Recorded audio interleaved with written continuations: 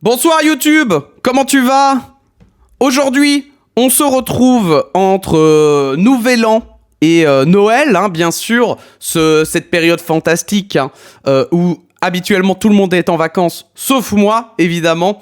Et je parle pas du stream, hein, je parle de manière générale. Bref, je ne me plains pas du tout de manière indirecte. Aujourd'hui, on va regarder des vidéos sur le thème des simplement gros sites, hein, mais des problèmes des gros sites, d'accord? Voilà. Globalement, j'ai vu deux vidéos qui m'ont attiré l'œil. Je me suis dit, ah bah vas-y, on va se lancer dans ce thème-là. Et en particulier, on va commencer par Netflixu. Alors pour ceux qui ne connaissent pas Netflix, hein, voilà, c'est une plateforme qui propose de regarder des films et des séries bien sûr. Et on va regarder notamment donc la vidéo. Alors je vais vous montrer, hein, en espérant que ça fonctionne. Ça fonctionne, c'est magnifique. Basti UI. Et c'est justement pour ça que ça m'a intrigué. Donc Basti UI, hein, qui a comme à propos design d'interface et graphisme. Et on va regarder sa vidéo qui s'appelle « Le problème caché qui ruine vos séries Netflix ». Et alors, pourquoi est-ce que j'ai choisi cette vidéo-là? Parce que habituellement, moi, je vous avoue que les titres, quand ils sont un peu trop alléchants, généralement, je me méfie. Mais ici, pour notre petit Basti, j'ai remarqué que... attendez, je dois faire ça. Voilà. J'ai remarqué qu'en fait, justement, il s'occupe de l'UI. Et donc, j'ai voulu... Ça m'a intrigué, voilà. Moi, c'est des choses... L'UI, pour ceux qui ne connaissent pas, c'est les interfaces utilisateurs qui permettent, en fait, de naviguer de manière plaisante sur un site. OK ? Et apparemment, sur Netflix, il y aura un problème et vis-à-vis de l'UI et qui gâche nos séries. Et je me suis dit, ah bah tiens, ça doit être intéressant, ça. On va se mater ça, quoi. Donc, sans plus attendre, c'est parti. Mon kiki, moi je vous le dis, je suis prêt, vous êtes prêts, on y va, go. Je le connais pas, bien sûr, Bastien. Imagine que tu es affalé Imagine Dragon, prêt à binge-watcher la suite de ta série Netflix préférée. Oh mais ouais, de fou.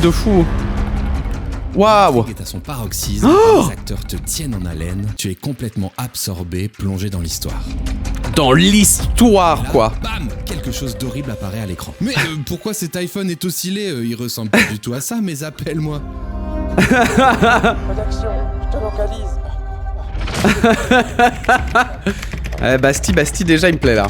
Là, déjà, ça me plaît, ce qu'il me montre, là. Ça, depuis quand un MacBook Pro tourne sous Windows XP, ils se foutent de notre gueule ou quoi? Je sais pas si ça vous est arrivé, vous aussi, mais moi, ça me sort complètement du film. Okay, peut-être je suis un petit peu maniaque, mais c'est normal, car je suis designer d'interface. Alors, en vrai, moi, ça me dérange parfois, genre...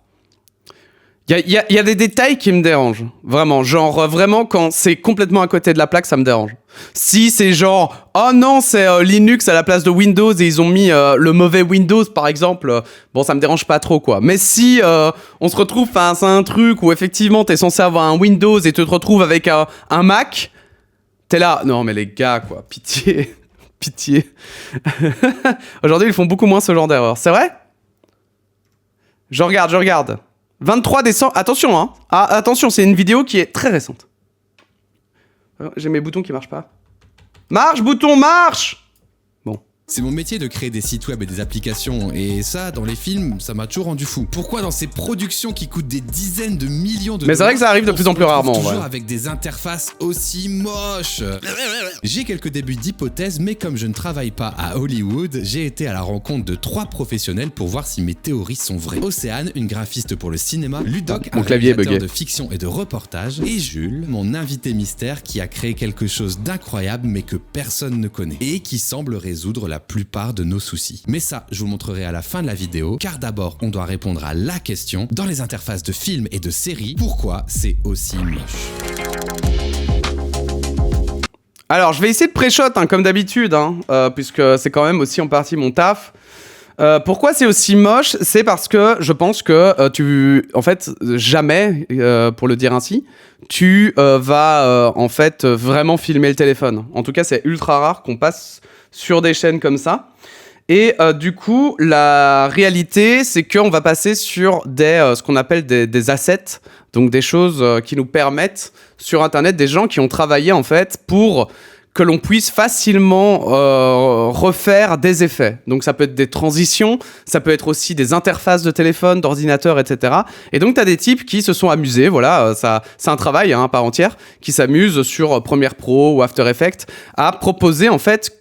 Eux font le travail en fait, ils te font un asset personnalisable que tu peux personnaliser toi-même, et puis en fait après ils l'exportent et ils te vendent ça en fait. Ils te vendent le fait que t'es déjà en fait tout le kit complet pour pouvoir le faire. Vous voyez, je sais pas si c'est clair ce que je dis, mais je l'espère. Et, et en fait, du coup, c'est pour ça aussi parfois qu'il y a des énormes différences, c'est évidemment puisque du coup, ça dépendra du prix et du budget que tu as, mais ça dépendra aussi de ce que tu as envie de montrer et de ce qui est disponible. Parce que c'est parce que tu es monteur que forcément, tu sais refaire un design de téléphone, un truc Apple ou Samsung, enfin Android. Donc, moi, c'est ma théorie. Mais peut-être qu'il y a d'autres trucs, d'autres aspects que je ne connais pas. Et c'est ça qu'on va découvrir, mesdames et messieurs. Mais pourquoi cette touche-là, elle marche, mais avant toute chose, celle-là, elle marche pas. Tout au début et vous excusez-moi, ça me trouble. Pourquoi je suis assis là. Sur vos téléphones et ordinateurs, vous interagissez la plupart du temps avec des interfaces graphiques. Parfois avec votre souris, parfois avec votre clavier, c'est bien, il explique. même parfois avec votre doigt, mais aussi avec plein d'autres choses comme plus récemment la voix. C'est l'interface qui permet à un humain de dialoguer avec une machine, tout simplement. Les logiciels et applications que vous utilisez tous les jours sont conçus par des UI designers, concepteurs d'interface, et c'est mon métier. Et donc mon rôle est de rendre l'échange entre l'humain et la machine le plus fluide possible, le plus intuitif, le plus agréable, etc. etc. Et je peux vous le dire que, par exemple, le dashboard de Twitch, vous voulez pas aller dessus. Voilà. Ça, c'est un exemple de mauvaise UI. Des infos dans tous les sens, des trucs mal titrés, et donc quand tu cherches, par exemple, je sais pas moi, ta fiche d'imposition, tu trouves que dalle, tu dois chercher dans 50 onglets, bref, voilà. Et encore, c'était pire avant, donc je ne critique pas trop quand même. C'est grâce à notre travail d'UI designer qu'on se retrouve aujourd'hui avec une application d'appel téléphonique sur iPhone qui ressemble à ça, ou alors à une barre d'outils sur, je sais pas moi, PowerPoint qui ressemble à ça. Voilà, il y a des interfaces plus ou merci moins bien les faites UI qui font designers. parfois aussi le succès de l'outil, mais ça, c'est un autre sujet. Ces interfaces, elles font aujourd'hui partie de notre quotidien, avec leur code et leurs règles identitaires. Par exemple, des couleurs qui seront positives et d'autres négatives, des pictogrammes qui auront un sens universel, ou des éléments de navigation comme des tab bars qui sont en fait des petits onglets pour naviguer. Et évidemment, si on vient modifier la moindre chose à ces parce que, d'ailleurs, je voulais le dire, mais des pictogrammes qui sont universels, c'est quelque chose d'assez nouveau, parce qu'il faut savoir qu'avant ça, les pictogrammes n'étaient pas universels. Et il y avait notamment des livres avec des images qui étaient adaptées si tu allais, par exemple, dans un pays que tu voulais dialoguer là-bas, et que tu voulais faire, par exemple, un signe, parce que si tu vas au Japon, par exemple, je parle du Japon parce que c'est là où c'est le plus connu, mais le rond, en fait, c'est d'accord, c'est OK. Mais alors, je vous fais le rond ici parce que c'est le plus évident pour moi, c'est ce qui se rapproche le plus. Mais eux, ça va être plutôt un truc comme ça. Et nous, pour dire OK, on va plutôt faire le pouce vers le haut. Voilà. Donc ça, c'est des trucs assez nouveaux, en final, les pictogrammes qui sont universels. Interfaces qui sont ça, maintenant cool. pour vous complètement familières, ça va vous faire rapidement étrange. Ici, j'ai modifié la couleur et la position des boutons d'appel sur iPhone. Et ici, j'ai modifié la couleur et la position de mon nez sur mon visage. Pour moi, c'est la même chose, c'est étrange. Et si on transfère ça au monde du cinéma, montrer un iPhone avec des boutons de cette couleur, pour moi, ça équivaut à faire démarrer le moteur d'une voiture et qu'il se passe ça, quoi. Ouais, ça te sort complètement du film et tu y crois plus. Et ça, je comprends, je suis assez d'accord. Pas besoin que l'interface même soit si c'est pas exactement comme dans la vraie vie, mais tout simplement qu'elle soit cohérente avec l'univers. Évidemment, si l'action se passe dans le futur, il faut que les interfaces soient futuristes, mais toujours cohérentes. Par contre, si l'action se passe en 2020 et que l'ordinateur du hacker ressemble à ça, c'est pas possible, moi, ça me sort du film. Mais alors, pourquoi dans les films, les bruitages, les décors, les costumes sont toujours parfaits et les interfaces sont catastrophiques? Ah, vous pensez que j'en fais des caisses? Eh bien, regardez ces exemples. Le premier exemple, c'est dans ce film où le super-héros se fait voler toutes ses données personnelles par le grand méchant, le courtier. Je pense que ça, c'est une sponsor. Peut-être que tu es infaillible, que tes données personnelles sont protégées. J'ai collecté tout sur toi, Supernet, et désormais je vais révéler toutes tes informations personnelles. Nom et prénom, tu t'appelles en fait Benjamin Boutboul. Tu es abonné à la newsletter du Bon, en vrai, je vais le dire quand même, mais je trouve que c'est les gens qui font des sponsors et qui font carrément un scénar derrière et à chaque fois qui s'amusent finalement à faire une pub drôle, vous êtes des génies, voilà. Respect à vous. Respect à vous. Je passe la pub, hein. Désolé, c'était passionnant, mais je crois qu'on est... C'est bien fait, on se projette car ça ressemble à la vraie vie et ça nous immerge complètement. Alors, De commencer par la série You qui est sur Ok, Netflix voilà, c'est et bon. dans laquelle on voit souvent notre Désolé, je nous les ai personnage spoil. principal stalker sa proie sur les réseaux sociaux. Honnêtement, tout est super bien fait, on reconnaît les différents réseaux sociaux, on a des éléments qui sont malgré tout accentués pour souligner l'intrigue, c'est bien fait, on se projette car ça ressemble à la vraie vie et ça nous immerge complètement dans le film. En opposition, des mauvais exemples, il y en a plein et c'est pour ça que je vous propose un petit florilège tout de suite. On commence avec Cobra Kai, toujours sur Netflix, avec cet étrange Tinder, ces SMS douteux et ces appels en absence. Les appels. Mais c'est sûr, ça c'est sûr, c'est un manque de budget. Moi je pense que c'est un manque de budget, je suis sûr.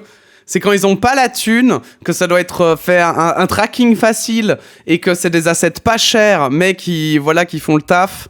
Bon, je suis sûr que ça doit être ça. Mais bon, je suis quand même étonné parce qu'il y en a qui sont extrêmement bons, quoi. Même dans les pas chers, je veux dire, les assets. Ouais. Bref. Bonsoir Scarian. Dans un registre un peu plus ancien, on a aussi les légendaires SMS de Barney Stinson dans How I Met Your Mother. Je vous laisse un petit peu regarder, mais on peut analyser par exemple que aucun chiffre n'est au milieu de la touche ou que les bulles de messages sont pas vraiment de la bonne couleur. Mais bon, ça vous doit juger. On a aussi l'iPhone de Aurel San dans le clip de Plus rien ne m'étonne, qui est ma foi étonnant. Et pour finir, un grand classique. Oui, mais Aurel San, peut-être qu'il l'a peut-être fait exprès. Sur les clips, c'est parce que je dis ça, parce que dans les clips de musique, souvent, parfois, il y a des musiques qui sont décalées ou drôles, ou qui se veulent décalées ou drôles, et dans ces cas-là, parfois, ils vont prendre des interfaces qui sont différentes, justement, pour un peu appuyer ce côté comique, quoi. Donc. Avec le système Unix de Jurassic Park, je vous laisse en profiter. Et si on passe dans le registre futuriste, on peut évidemment citer les bonnes interfaces de Minority Report ou encore de Iron Man, qui ne sont évidemment pas du tout réalistes, mais qui servent complètement l'intrigue et le propos en nous plongeant dans un monde futuriste où toutes ces technologies sont possibles. Et comment ne pas finir avec notre GOAT, notre greatest of all time, la scène de hacking de NCIS, qui se place évidemment dans les interfaces futuristes et mauvaises. Et je voulais juste en profiter. Faites attention au virus quand même. I'm getting hacked. Oh, Portsky? No, this is major. Le fameux hacking, mais où... Tu sais, en fait, il faut savoir que les hackers, ils font toujours en sorte que la victime ne se rende compte de rien. Un hacking parfait, c'est quand, en fait, t'as réussi à hacker un ordinateur, à avoir les informations que tu voulais, sans que ta victime ne soit même au courant que tu sois rentré dans son ordinateur, sans qu'elle s'aperçoive de rien du tout. C'est un peu comme un cambriolage, et où en fait, tu remettrais tous les objets à leur place et personne ne se rendrait compte de rien. Mais alors là, c'est la foire à la saucisse, hein. Ça fait du slip, quoi. Là, vraiment, tous les voyants sont de toutes les couleurs. They've already burned through the NCIS public firewall. I'm trying, it's moving too fast. Maintenant qu'on a bien rigolé ou pleuré sur ces interfaces, Video game, bah ouais, je vois pas ce qu'ils faisaient d'autre. Ma première hypothèse concerne quelque chose de vraiment très simple à laquelle vous n'avez sûrement pas pensé. Ma première théorie m'emmène à Paris chez Océane de la chaîne Illusion Graphisme. Vous l'avez peut-être déjà vu sur la chaîne si vous avez vu ma série sur la French Totote de Antoine Daniel. Je vous la présente en 2 mots, elle est graphiste pour le cinéma et son rôle c'est de créer des accessoires ça, qui c'est peuvent trop être stylé. des objets, des décors. Ça, j'adore les gens qui... je vous jure, c'est hyper impressionnant. Les gens qui font ça, c'est des gens qui sont hyper créatifs, hyper doués dans l'improvisation et surtout dans les matières, dans le rendu de matière. C'est un truc de fou furieux. Moi, j'ai respect immense pour ces gens-là. Décoration et parfois même des écrans. Mon métier, il consiste à faire tout ce qui est imprimé et numérique en accessoires de film. Je bosse sur des prods ciné, pub, télé et YouTube. Pour Netflix, j'ai fait Fury qui est sorti. J'ai travaillé sur Les Amandiers. Ah, c'est pour ça que c'était mauvais ? Non, je rigole. Enfin, non, je trouve que la série Fury, c'est vraiment pas bon, mais je n'ai pas tiqué forcément sur les costumes, donc c'est qu'elle a fait un bon taf. Sûrement. C'était pas les costumes qui m'ont dérangé. Les premiers sortent en décembre, donc pour l'instant, Motu, c'est bouche cousue. Pourquoi on n'utilise pas l'appli message d'Apple, l'appli Gmail sur l'Android, et pourquoi on refait les mêmes applis? Ça, c'est la grande question du graphiste cinéma. Le truc qu'on voit le plus, c'est les droits. C'est vraiment de plus en plus dur aussi pour nous. C'est que tu as des postes juridiques qui travaillent avec nous. On appelle ça des clearances. Et tout ce qu'on fait en graphisme, ça va être vérifié par cette clearance pour être sûr qu'on a les droits, on a les accords. Des fois, quand tu vois que c'est la vraie interface, c'est qu'il y a eu cet accord, ou alors qu'ils sont en partenariat, ou alors qu'ils ont accepté en tout cas. Ça me fait d'ailleurs penser à cette anecdote. Les droits, c'est vraiment de la folie. Et moi, je trouve que c'est abusé. Sincèrement, les droits, il y a un vrai problème avec les droits d'auteur, les droits intellectuels et tout. On a vraiment un système hyper vétuste et dépassé. Faudra qu'on en discute un jour. Mais vraiment, c'est abusé à quel point t'as des droits par-ci, t'as des droits par-là, pour tout, pour rien. Et en fait, les gens qui ont besoin d'être protégés en plus via leurs droits ne le sont pas vraiment. Parmi les plus précaires notamment, je pense. Par exemple, moi j'ai fait des vidéos sur YouTube, n'importe qui pourrait les voler. Et d'ailleurs, là ce qu'on fait du react sur des vidéos YouTube, on peut le faire parce que ici c'est des YouTubeurs, mais si c'était une vidéo, un film, une série, légalement on peut le faire. Mais on le sait très bien que ça pose beaucoup trop de problèmes, donc on s'y risque même plus en fait. On s'auto-censure finalement. Bon bref, et du coup c'est vrai que les droits d'auteur et tout ce qui est de ces questions-là, je trouve que c'est vraiment un truc. J'espère qu'un jour ils vont se reposer la question sur la pertinence. Sur comment refaçonner un petit peu tout ça, parce que vraiment là maintenant c'est la foire à la saucisse et c'est simplement celui qui a le plus de thunes qui va gagner quoi. Parce qu'en plus, juste imaginez vous vous faites plagier. Pour prouver que vous vous êtes fait plagier, c'est d'une complexité et c'est normal aussi parce qu'il n'y a pas de juge en fait spécifique pour ce genre d'affaires, donc qui ne sont pas formés en fait à faire la différence entre un plagiat et une inspiration, et donc c'est hyper subjectif, c'est hyper difficile. Ou légende urbaine, je sais pas, qui raconte que les gentils dans les films ont des iPhones et les méchants ont des Android. Un peu comme dans la vraie vie, quoi. Calmez-vous, c'est une blague. Ok. Vous pouvez faire un petit Android dans les commentaires si vous le souhaitez, mais je rigole, bien sûr. Mais alors, Océane, peux-tu nous dire si c'est vrai cette histoire de Apple égale gentil? Je sais pas si j'ai le droit de le dire. Puisqu'elle ne peut pas nous répondre, je me rends un peu plus loin dans Paris pour interroger mais notre non, réalisateur bullshit, favori, ça, non Ludoc, que vous connaissez peut-être mais notamment non. pour ses productions au studio Bagel. Ce que fait aussi Apple quelquefois, c'est que sur certains films, quand on filme un iPhone, faut pas que ce soit dans les mains du grand méchant. Enfin, il y a ce genre de choses aussi. Mais pense non, que n'importe quelle marque ou n'importe quelle application. Oh, même si pitié. c'est une application, ils n'ont pas forcément envie d'être associés à un grand méchant, à quelqu'un qui va faire des saloperies. Est-ce que Ça c'est les marketeurs, hein. C'est encore un coup des marketeurs, ça. Si, c'est connu, ça. Putain, je savais pas du tout. Et ben, moi, je connaissais pas du tout. Mais allez, c'est craqué du cul, hein. Franchement, c'est craqué du cul. Après, moi, c'est toujours ce que je dis, hein. La publicité, ça marche. Si ça ne marchait pas, vous n'auriez pas la majorité, l'immense majorité de notre économie qui reposerait sur la publicité. Et je vous jure que l'immense majorité de notre économie repose sur la publicité. Ça marche. Il y a plein de techniques psychologiques et sociologiques qui sont utilisées. Et franchement, en fait, ça marche de fou. Mais à ce point-là, quand même, il y a des moments, bon... Alors qu'est-ce qu'on peut faire? Qu'est-ce qu'on peut pas faire? On est obligé d'inventer des téléphones. Enfin, c'est un peu craqué du cul. du coup, les producteurs doivent demander des autorisations? Est-ce que les producteurs doivent faire à chaque fois des partenariats? Est-ce que ça peut être une source de revenus aussi dans l'autre sens? Alors malheureusement, je peux pas te répondre. Je pense que c'est plus les producteurs qui pourront te dire. Je pense qu'il y a aussi, quelquefois, il peut y avoir du placement produit. Donc à partir de là, évidemment, la marque elle est intéressée. Après, ça dépend aussi le producteur, distributeur. Si c'est sur Apple TV, t'auras du iPhone et tu seras bien. Mais comme n'importe, on négocie tout. Si par exemple, quand on va filmer un décor et qu'il y a un immeuble ou un monument, on va payer des droits. Pour des images d'archives, on va payer des droits. Pour un peu tout, on va payer des droits à partir du moment où il y a de la création. Donc je pense que c'est la même chose avec forcément un logo YouTube ou ce genre de choses. Alors pour les immeubles, ça je savais. Donc il faut savoir que chaque immeuble, théoriquement, chaque immeuble est protégé par le droit d'auteur et notamment par l'architecte qui l'a conçu. Il peut gagner des droits d'auteur sur son bâtiment. Mais alors, pareil, ça avait du sens en 1750, quand tous les bâtiments n'étaient pas les mêmes, qu'on n'avait pas des buildings avec 50 étages hyper laids en plus, pour certains d'entre eux. Mais Aujourd'hui, franchement, c'est dépassé comme loi.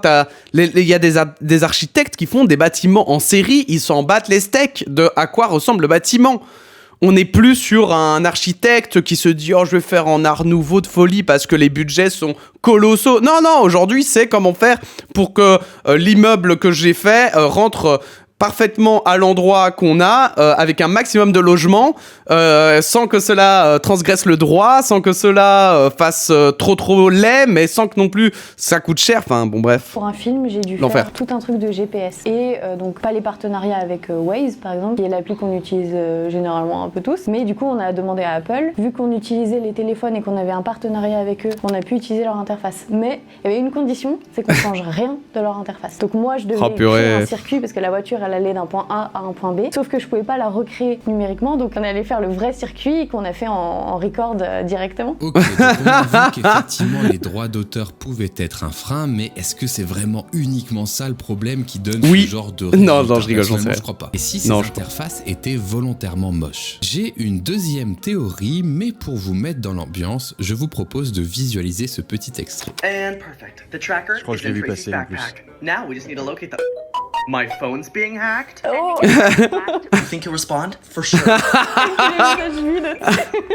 y a des choses qui sont pensées quand même. Hein. Mais alors, pourquoi c'est aussi moche, à votre avis? Moi, je pense que c'est aussi moche parce que on prévaut plutôt que la beauté de l'interface, on prévaut le message que l'interface dit. C'est-à-dire qu'un appel, tu vois que c'est un appel, mais je le sais, filmer, c'est galère en fait de filmer le nom de la personne qui appelle.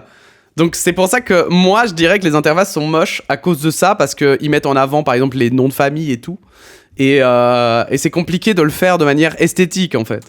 C'est la spéciale dans la plupart des films où tu te retrouves avec des écrans de téléphone qui n'existent pas dans la vraie vie ou qui sont beaucoup trop obvious. C'est le piège à chaque fois de n'importe quelle personne qui veut raconter une histoire et ça devient un peu cliché. Ça m'étonne pas tant. C'est horrible et ça valorise pas tellement notre métier, mais ça doit servir justement le scénario. Donc ça doit être visible. Souvent c'est grossi, souvent... Je spoil la vidéo, je suis désolé. Et surtout, il faut que le spectateur comprenne vite. C'est un truc où je suis toujours partagé parce que t'as d'un côté l'envie de raconter une histoire et de faciliter le boulot pour le spectateur, donc il faut que ce soit le plus simple possible, et en plus le plan est souvent court, donc il faut que quand il voit le truc il ait l'info directement, mais forcément quand tu le vois tu sors un peu du film parce que ça n'existe pas, et du coup je suis toujours partagé entre l'envie d'être ultra réaliste mais forcément plus compliqué de faire comprendre ce que tu veux faire comprendre, et l'envie de fluidifier au maximum la narration pour le spectateur, et du coup de rentrer dans des trucs un peu clichés où tu affiches en effet des trucs qui n'existent pas. En tant que graphiste cinéma, t'es amené à faire plein de choses, donc c'est des fois pas ta spécialité. Tout se base sur des références. Moins tu as de temps pour faire tes recherches et avoir des références, et moins c'est crédible. Et souvent t'as pas beaucoup de temps pour faire ce genre d'interface. Ok, même si... Ouais, et puis enfin surtout... Moi, je comprends Ludoc. Donc Ludoc, si vous le connaissez pas, évidemment, il a fait le studio Bugle, mais là dernièrement, il a surtout sorti un excellent documentaire sur les prédateurs sexuels qui vont chercher des mineurs sur Internet. Bref, vraiment allez la voir si ça vous intéresse. En attendant, je suis d'accord avec Ludoc, justement. C'est ça la grande difficulté, c'est de faire un truc qui est voyant pour le spectateur, mais pas trop obvious que c'est faux. Mais pour moi, il y a toujours un moyen de faire un entre-deux, ou en tout cas une solution peut-être intermédiaire. Et c'est là où je pense que la solution doit se trouver. C'est vraiment dans ce truc d'essayer de voir comment artistiquement tu peux un peu te dépasser pour faire un truc qui soit à la fois sexy, mais évident aussi pour le spectateur, que genre il se pose pas la question, rajouter parfois des détails sur le téléphone ou carrément... Ouais, enfin, sur l'interface, en général, moi, j'éviterais. C'est plutôt sur les alentours du téléphone, des choses qui évoquent la personne. Mais c'est vrai que c'est pas facile. Hein. C'est vraiment pas facile, et c'est vrai que ça explique en partie pourquoi c'est moche. Hein. Si l'idée d'accentuer la lisibilité peut tenir la route, pour moi ça justifie pas tout. Et c'est là où une question évidente m'est venue en tête. Qui conçoit ces interfaces? Moi je me rappelle quand j'étais en stage et que j'ai découvert ce métier. Bon, ça c'était en stage, mais quand t'es graphiste c'est la même chose. On me disait ok, tu vas faire de la 3D, tu nous fais un petit photomontage pour qu'on ait avec les repérages qu'on ait une vision du décor. Et puis après j'étais amenée à écrire à la machine à écrire. Et puis après je découpais du carton plume pour faire une petite maquette. Ah mais ça doit être trop stylé. Tu prépares des pavés que tu vas imprimer parce qu'ils vont faire un faux sol. Même sur les énormes productions. Oui, c'est tout le temps des personnes qui sont hyper polyvalentes. Mais moi, dans les projets que j'ai pu faire jusqu'à présent, j'ai été 2 graphistes max. C'est un peu à la débrouille, quoi. Ce qu'il faut savoir. C'est incroyable. Je vous dis, c'est vraiment la débrouille. Hein. Ce métier, c'est la débrouille de fou furieux. Vous avez un réal qui arrive et qui fait « Ouais, j'aimerais avoir une navette spatiale, l'intérieur d'une navette spatiale, avec dedans en plus des gouttes d'eau, de la pluie, mais aussi genre un liquide verdâtre, un petit peu gluant, tu sais, genre l'extraterrestre, il a fait ses besoins dans un coin. Bon bah ok, mais tu vois, genre t'as intérêt à être débrouillard. J'ai envie de dire... Non, et vous croyez que j'exagère, mais je vous jure, vous vous rendez pas compte le nombre de petits détails, le nombre de choses. Voilà, vous voulez, allez, dans la pub, parce que j'ai fait de la pub, vous voulez une canette, des gouttes d'eau sur votre canette pour montrer qu'elle est fraîche. Mais vous allez pas mettre des gouttes d'eau, hein. Dans 10 minutes, c'est fini.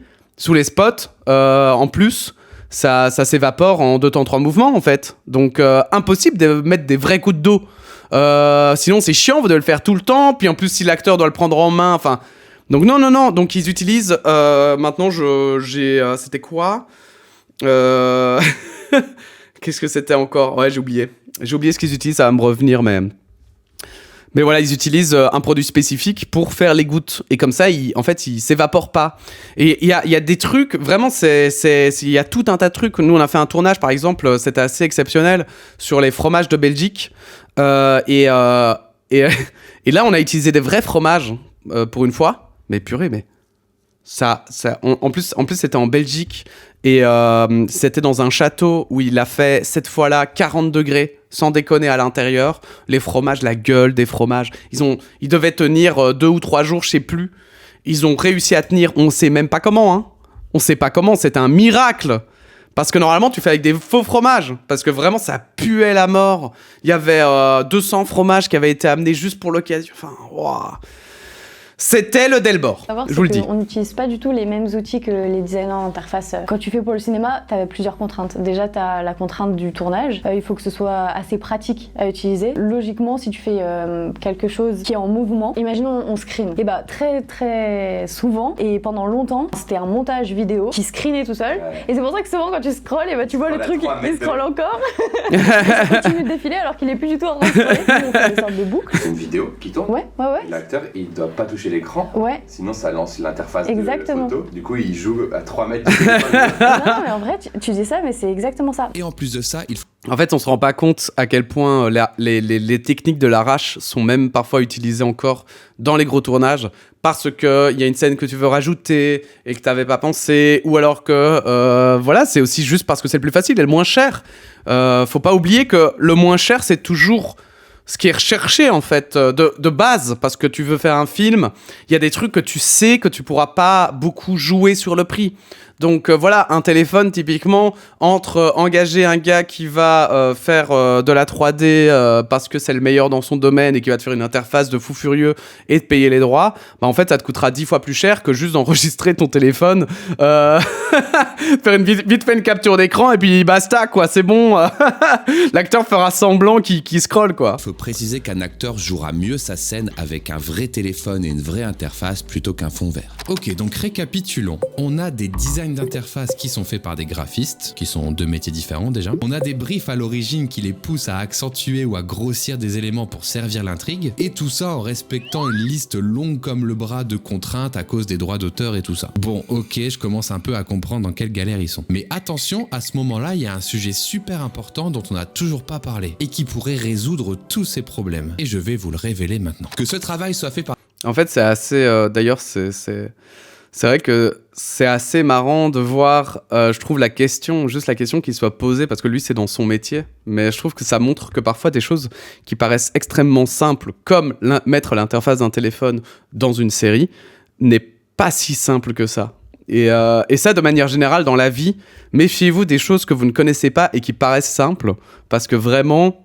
Genre, tu te fais piéger tellement facilement. Par des gens designers ou pas, un des soucis qui persiste et qui fait que les rendus sont encore un petit peu douteux, c'est le manque absolu d'outils dédiés à ça. C'est comme essayer d'allumer un feu avec un bout de bois et un silex, ou alors avec un putain de chalumeau. Et d'ailleurs, j'y pense, mais je vous ai toujours pas présenté mon 3e professionnel, et c'est peut-être lui qui a la solution à tout ça. La solution avec un miracle. outil révolutionnaire dont il ne soupçonne pas encore le potentiel. C'est son sponsor, quoi. Voyons comment aurait fait sont passés plutôt orientés sur les effets spéciaux et le montage. Si c'est une opération qui est assez simple à base de appeler quelqu'un, recevoir un SMS, on le fait directement sur le tournage parce qu'effectivement comme ça l'acteur il interagit avec le téléphone correctement. Après si c'est des informations qu'on n'a pas encore, ce qui arrive quelquefois, ou un habillage qu'on met après, c'est en effet du fond vert et moi ça m'est arrivé de demander à l'acteur sur ce qu'on appelle un insert, donc un plan sur le téléphone, de lui dire bon bah voilà tu scrolles en haut, en bas, tu fais semblant d'appuyer en haut à gauche, en bas à droite. Enfin je lui demande de faire plein de trucs comme ça, j'ai un maximum de matière. Quelquefois tu sais pas encore ce que tu vas afficher. J'ai tourné une fois une pub pour le PSG, c'est chaud avec quand même. Neymar notamment. La blague c'était de filmer plusieurs joueurs du PSG pour lesquels il y avait une rumeur de mercato. Neymar à l'époque c'était ce qui va retourner à Barcelone. Les joueurs de foot donc juste les stickers que vous voyez sur les PC. Neymar à l'époque. Aussi petit tips, mais bon très connu aussi. C'est toujours pour cacher la marque là. Vous voyez ma souris, oui c'est bon. Pour cacher la petite marque ici, hop, on met un gros stickers. du gaffeur ou des trucs comme ça. Retourner à Barcelone. Les joueurs de foot donc prenaient sur leur téléphone et regardaient le téléphone sur un site pour prendre un avion et sélectionnaient, et donc il y avait Neymar qui allait sélectionner, taper BAR comme s'il partait à Barcelone, alors qu'en fait il partait à Bari. C'était une pub pour All Accord qui vendait des séjours à Bari, à pas mal d'autres destinations. J'ai dû le tourner avec un écran fond vert parce qu'évidemment sur le tournage c'était compliqué d'expliquer à Neymar qu'on allait faire croire à tout le monde qu'il repartait à Barcelone. Donc, ils sont sur le téléphone, fond vert, ils font semblant d'appuyer et nous après on rajoute et ils seront ok, il y a pas de souci, mais sur le moment en plein tournage il faut pas leur dire. Ok, donc lui il va toujours préférer trop bizarre, sûre avec laquelle il pourra bidouiller en post-production, et comme il fait les choses bien, le résultat est toujours qualitatif. Alors on parle de technique de fond vert, de fond gris, mais il existe d'autres méthodes beaucoup plus astucieuses pour simuler par exemple l'envoi de SMS ou l'appel d'une personne. Juste aussi concernant les fonds verts, fonds gris et tout, on s'en fout de la couleur en vrai. C'est juste, l'important c'est que ce soit une couleur qui soit pas utilisée au quotidien, et c'est pour ça que c'est souvent le vert flash qu'on utilise, parce qu'en fait, le vert flash c'est très peu utilisé. Il y a le fond bleu aussi, bleu foncé qui est aussi utilisé. Gris, moi je connaissais pas, mais en fait, qu'importe la couleur, on s'en fout du moment que ça se détache du reste, quoi. Et en général, tu dis aux acteurs de t'adapter. C'est des choses trop techniques comme ça où il faut beaucoup cliquer. Là, on va faire appel à un designer d'interface ou alors même des développeurs qui vont développer quelque chose pour faire ça. En fait, tu te bases surtout sur qu'est-ce que le graphiste sait faire. Ok, il sait utiliser After Effects. Bon, bah let's go, il va nous faire une petite vidéo. Par exemple, tu sais, quand il y a des appels qui se déclenchent et que tu as les droits des téléphones ou tout ça, bah là, ils le font en direct. Ils appellent vraiment Ils appellent directement. Tu vois, ils créent juste des faux comptes et ils le font en direct. Moi, le nombre de fois en tournage où je suis obligé, si j'utilise mon téléphone ou le téléphone de l'acteur, où on renomme le nom du régisseur du coin, papa ou maman ou ce genre de choses. Mais d'ailleurs, quelquefois j'ai oublié, c'est-à-dire que je rentre de tournage chez moi et 2 jours après, j'ai mon père qui m'appelle, je réponds et c'est le régisseur du tournage, parce que j'ai complètement oublié de le renommer entre temps.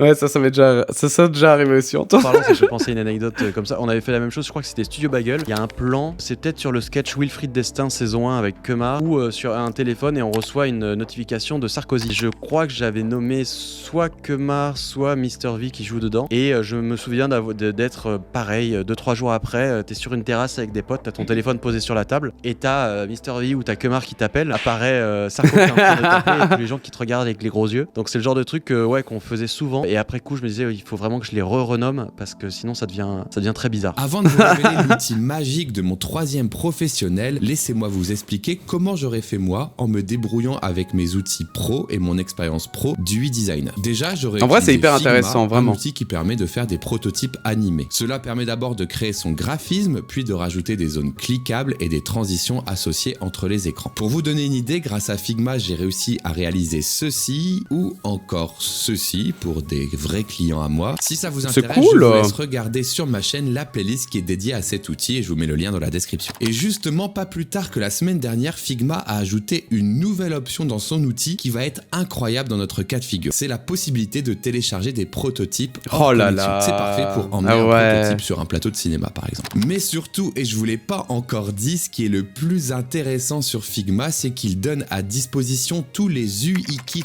de Apple, de Google et plein d'autres encore qui permettent en même pas 30 secondes de recréer une interface en utilisant les vrais composants officiels de Apple par exemple. Putain, trop stylé! Mais mon troisième ça change toute sa vie, ça! Il s'appelle Jules et il n'utilise pas Figma. Tout ça, c'était pas assez pour lui. Il utilise un autre logiciel qui, lui, est parfait pour cela. Mais comment réussir à trouver un logiciel qui répond aussi bien à tous les critères et à toutes les problématiques des interfaces au cinéma? Eh bien, Jules a décidé de le coder lui-même. Non bah oui, Pour le ouais, cinéma, moi aussi je fais des ça. applications pour le cinéma. En fait, je fais des applications qui seront installées dans les téléphones et les ordinateurs ou les tablettes de jeu et qui seront visibles à l'écran. Donc, quelqu'un qui va passer un appel, quelqu'un qui envoie un SMS, quelqu'un qui fait une recherche internet, enfin ce genre de choses. Au début, quand j'ai commencé, j'utilisais des outils de prototypage type Marvel App. Ça peut être Figma, ça peut être Adobe XD. Et du coup, moi, comme à la base, je suis développeur de métier, j'ai développé un outil qui me permet de faire ça en fait. C'est vraiment comme un outil de prototypage, c'est-à-dire que je vais créer mes écrans sur un logiciel type Illustrator. Je les donne à mon outil et après, je crée des zones de clic, je crée des zones. Purée, c'est trop stylé, en vrai. Texte, c'est toujours bon à savoir. Hein.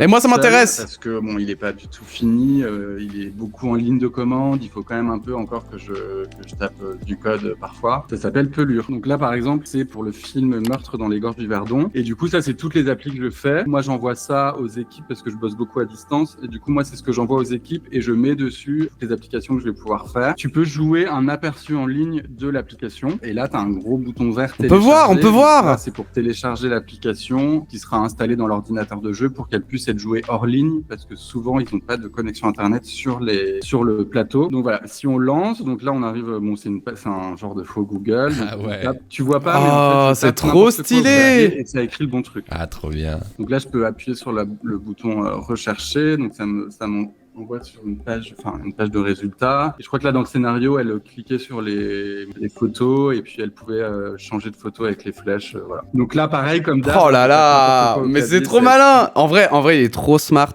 parce que c'est hyper utile. C'est juste hyper utile pour le ciné d'avoir des trucs que tu peux comme ça avoir pré-programmés et tout. C'est de la folie, hein, vraiment. Hein. C'est de la folie, hein. Parce que c'est pas du tout le métier, c'est pas du tout le genre de métier qui s'insère facilement dans la réal, donc enfin dans l'audiovisuel. Là, il y a quelqu'un qui répond. Hop. Ah donc, ouais.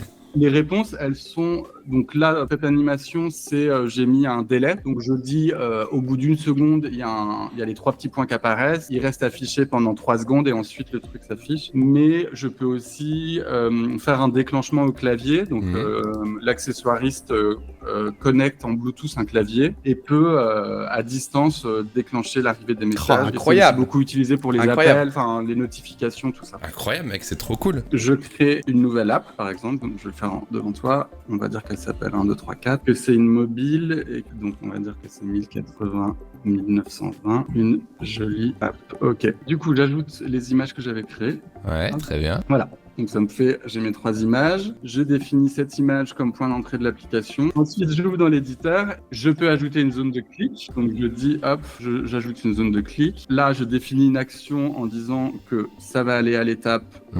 Trop bien, ok. Je peux aller à ma deuxième image. Ici, je peux rajouter une zone de clic en disant que ça, voilà. Ouais, c'est bon. Que je vais là, voilà. Bon, c'est très brouillon, j'affiche encore un peu de code ici, enfin tu vois, c'est vraiment... Ah mais t'inquiète, c'est normal. Voilà, et là je peux jouer du coup l'application, et du coup, voilà, je peux aller là, et là, ok, à la fin. Trop cool. N'hésitez pas à m'envoyer sur les réseaux sociaux les pires interfaces de films et de séries que vous trouvez, et j'y réagirai en vidéo. Les interviews de Ludoc, Océane et Jules sont dispo en version complète dans la description, c'est super intéressant, et surtout... C'était une cool vidéo. Et abonnez-vous. Ah, l'effet de fin. J'avoue que j'aurais été aussi fier que lui. Moi aussi, j'aurais été comme un gamin. Eh non, mais incroyable. Incroyable. On a appris des trucs. Donc c'est pour ça que les interfaces sont si moches. D'accord. Et donc il y a des manières d'y remédier surtout. Parce que bon, on va pas se mentir, mais j'ai plus de chance dans ma vie de faire des petits projets qui ne risquent pas de créer de soucis de droit que de gros projets où vraiment on doit demander à Apple et tout parce que ça va être diffusé sur Netflix. Bref. Mais au moins on aura appris quelque chose. Et c'est ça qui est cool. Moi, c'est vrai que c'était une question que je m'étais déjà posée parfois quand j'avais vu des animes comme ils montraient là avec les gros messages. J'étais là, oh mon dieu, mais c'est moche. Mais pourquoi? Bah maintenant je saurai. Et je pourrai... ce sera un bon petit truc à raconter pour Nouvel An. Bien sûr. lorsqu'on sera en train de manger.